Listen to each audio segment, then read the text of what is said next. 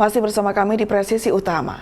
Untuk mengetahui pantauan arus lalu lintas sore hari ini, berikut laporan Brigadir Susan, petugas NTMC Korlantas Polri yang berada di MT Haryono, Jakarta Selatan. Selamat sore pemirsa, menemani aktivitas sore Anda pada sore hari ini kami kembali untuk mengupdate bagaimana kondisi lalu lintas.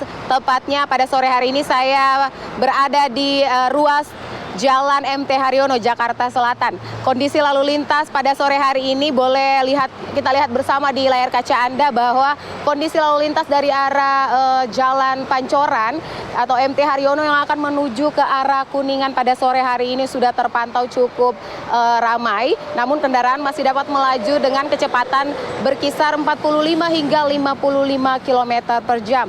Dan dari arah sebaliknya, yakni dari arah Gatot Subroto yang akan menuju ke arah Pancoran maupun yang akan lurus menuju ke Halim maupun Kampung Melayu terpantau juga cukup ramai dan lancar. Memang sesekali perlambatan kecepatan kendaraan ini terjadi imbas dari banyaknya perkantoran atau yang berada di ruas kawasan ini yang menjadi salah satu faktor terjadinya perlambatan kecepatan kendaraan.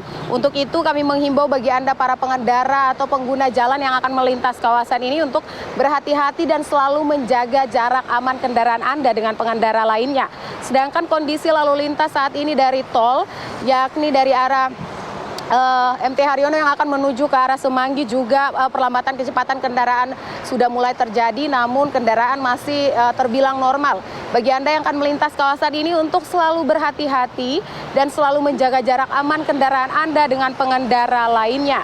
Dan bagi Anda untuk selalu mematuhi marka-marka jalan di sepanjang perjalanan Anda ketika akan kembali ke rumah Anda masing-masing. Dan bagi Anda untuk selalu menjaga jarak dan juga kecepatan Anda dimanapun Anda berada. Dan untuk informasi terkait bagaimana kondisi lalu lintas, Anda dapat mengupdate informasinya di call center kami di 1500669 dan SMS center kami di 9119.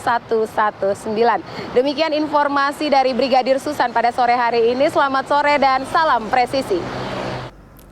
Pemirsa, Korlantas Polri meraih penghargaan dari Menteri Perhubungan Budi Karya Sumadi atas peran aktif dalam pengamanan dan kelancaran arus mudik dan balik Lebaran 2024.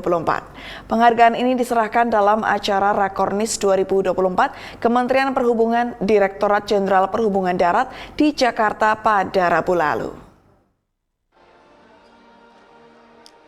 Dalam kesempatan ini, Menhub Budi Karya Sumadi menyerahkan langsung penghargaan kepada Kakor Lantas Polri, Irjen Pol Aan Suhanan. Penghargaan ini diberikan sebagai bentuk apresiasi atas dukungan yang diberikan pemangku kepentingan dalam keberhasilan penyelenggaraan angkutan Lebaran tahun ini. Lebih lanjut, keberhasilan penyelenggaraan angkutan Lebaran tahun 2024 ini menunjukkan upaya perbaikan pelayanan dan fasilitas mudik yang memberikan hasil positif bagi masyarakat. Hal ini terbukti dengan naiknya tingkat kepuasan masyarakat dari tahun sebelumnya di angka 89% naik menjadi 90,5% pada tahun ini.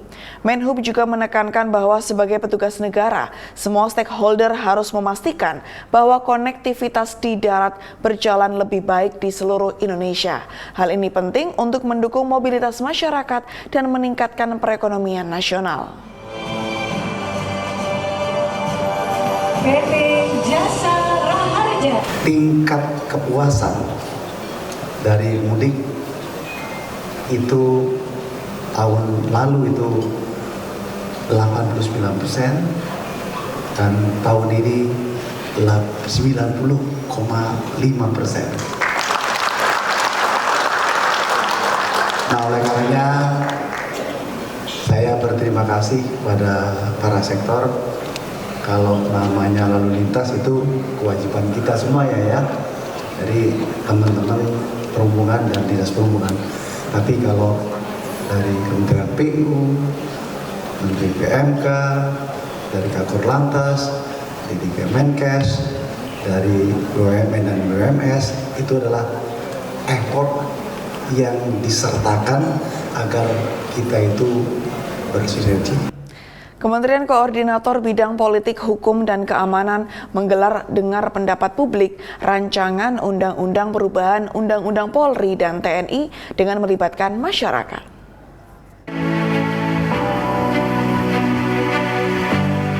Polhukam RI menggelar acara dengar pendapat publik yang melibatkan sejumlah elemen masyarakat hingga para pejabat utama Polri dan TNI untuk membahas dan mendiskusikan RUU perubahan Undang-Undang TNI Polri di Hotel Kawasan Jakarta Pusat pada Kamis, 11 Juli 2024. Dalam kesempatan ini, Menko Polhukam Marsikal TNI Purnawirawan Hadi Cahyanto yang menjadi pembicara utama mengatakan bahwa diadakannya acara ini sebagai ajang diskusi, sehingga nantinya RUU TNI Polri dapat efektif dalam menyerap kebutuhan masyarakat.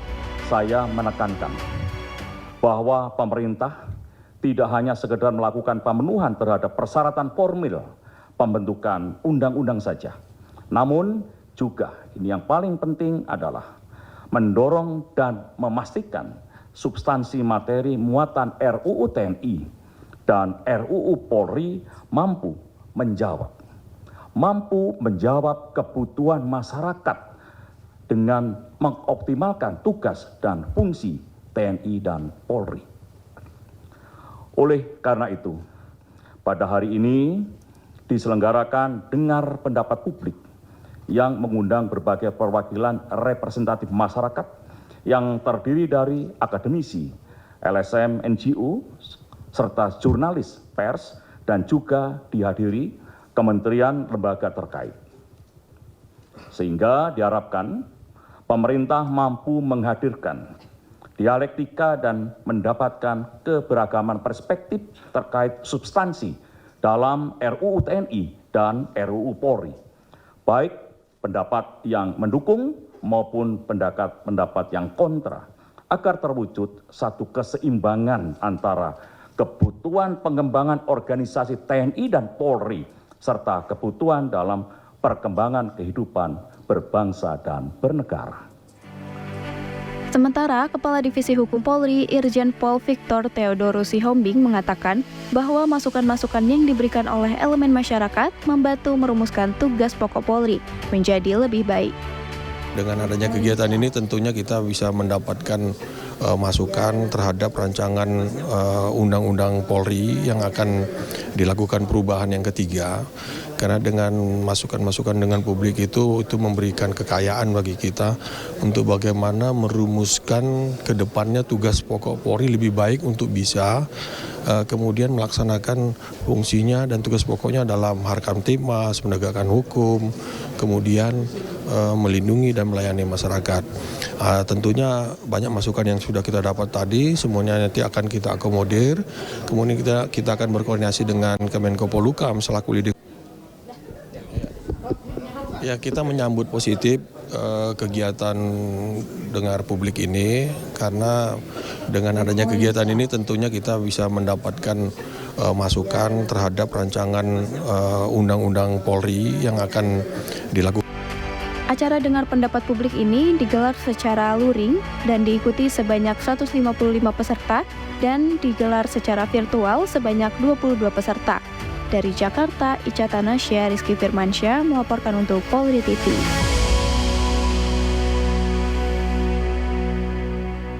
Kementerian Koordinator Bidang Politik, Hukum, dan Pengamanan menggelar kegiatan dengar pendapat publik yang membahas tentang rancangan Undang-Undang TNI dan Polri yang diadakan pada Kamis 11 Juli 2024. Dan berikut tanggapan akademisi. Memang Polri adalah lembaga atau subsidian pidana yang undang-undangnya agak ketinggalan dari yang lainnya. Tadi saya kasih tahu di tahun 2002, yang lain udah 2022, 2021. Akan tetapi kemudian bukan berarti kita mengiyakan aja semua isinya ya. Tadi saya sudah sampaikan bahwa ada beberapa catatan yang dikaitkan dengan perluasan kewenangan. Boleh aja, akan tetapi juga harus ada batasannya. Saya mengusulkan ke depan ini kita perlu mendorong pertama Undang-Undang SPPA dan kemudian yang kedua KUHP. Ya, apalagi dengan berlakunya KUHP pada 2 Januari 2026. Ini harus berkejaran dengan waktu nih KUHP-nya itu. Itu buat saya penting sekali dengan harapan bahwa dengan adanya undang-undang baru maka kinerja Polri akan semakin baik. Ini kan satu RUU yang dimaksudkan dalam rangka menjawab kebutuhan masyarakat, dalam rangka menyesuaikan perubahan peraturan perundang-undangan ya, dalam rangka menjawab dinamika global ya, sehingga kemudian diperlukan perubahan ini. Nah, kaitan dengan substansi yang perlu kemudian didalami adalah misalnya soal ruang cyber, soal teritorial, soal intelkam, soal penyadapan, soal keadilan restoratif, ya, soal usia, jaminan sosial itu. Pada dasarnya itu adalah sebuah perubahan yang kemudian memiliki argumentasi jelas, ya, memiliki alasan-alasan jelas, ya. Dan kalau munculnya berbagai macam pandangan dan perbedaan pendapat, itu harus dilakukan kembali pengujian apakah kemudian memang benar ada masalah hukum atau kemudian ada hanya sekedar sebuah kekhawatiran saja.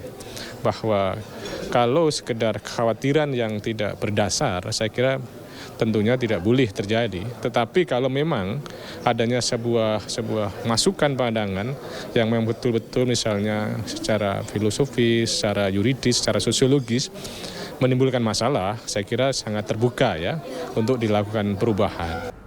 Kapolda Sumsel Irjen Pol Rahmat Wibowo memimpin upacara pelantikan dan pengambilan sumpah kepada 167 Bintara Diktuba Polri gelombang pertama tahun anggaran 2024 di SPN Betung, Polda Sumatera Selatan, Kabupaten Banyuasin pada Kamis lalu. Pelantikan Bintara Diktuba Polri menandai berakhirnya seluruh rangkaian pendidikan pembentukan Bintara Polri gelombang pertama ini. Selanjutnya, para Bintara muda ini secara resmi siap diterjunkan ke masyarakat dalam pelaksanaan tugas sebagai anggota kepolisian. Dalam amanatnya, Kapolda Sumsel meminta para Bintara Polri mampu menjadi sosok Polri yang presisi sebagai pelindung, pengayom, dan pelayan masyarakat. Kapolda mengingatkan bahwa waktu 5 bulan pendidikan merupakan waktu yang singkat. Ia meminta agar para Bintara terus belajar dan beradaptasi dengan perkembangan situasi, tantangan tugas yang akan dihadapi. Dalam pelantikan siswa Diktuba Polri ini diketahui lulusan terbaik umum dan ranking pertama bidang akademik diraih Bribda Muhammad Takwin yang merupakan pengiriman Polrestabes Palembang. Sementara ranking pertama bidang mental kepribadian diraih Bribda Imade Swastika asal pengiriman Polres Prabu Mulih. Sementara dalam bidang kesamaptaan jasmani, ranking pertama diraih Bribda Theo Evan Junior Sirait asal pengiriman Polrestabes Palembang. Ya Rob, hanya kepadamu kami menyembah. Dalam rangka mendukung peningkatan ekonomi petani, Polres Sumeneb menggelar kegiatan menanam tembakau bersama masyarakat. Setelah jeda berikut ini, tetaplah bersama kami.